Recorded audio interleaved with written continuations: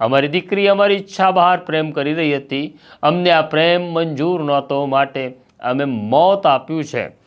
આ મામલામાં શિવરામભાઈ, સેંધાભાઈ અને નારણભાઈ ત્રણેયની સુમનલાલના ધરપકડ કરવાનો આદેશ આપ્યો છે. આ મામલાની ફરિયાદ નોંધાયા પછી પોલીસ ઇન્સ્પેક્ટર પટેલ તપાસનો દોર સંભાળે છે. એક પછી એક બધા આરોપીઓની ધરપકડ કરે છે.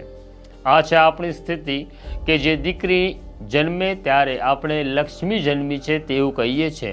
દીકરી નાની હોય ત્યારે દીકરીને મનપસંદ ફ્રોક લઈ આપીએ છીએ, પણ દીકરી જ્યારે મોટી થાય અને પોતાનો વર પસંદ કરવાનું કહે ત્યારે આપણે કહીએ છીએ આ તારો અધિકાર નથી, અમે નક્કી કરીશું તારો જીવનસાથી કોણ હશે.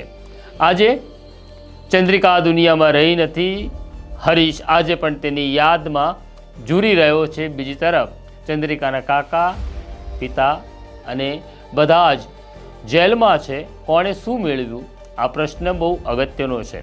શક્ય છે કે તમારા ઘરમાં પણ યુવાન યુવતી પ્રેમમાં હશે, તમારો દીકરો હશે, દીકરી હશે.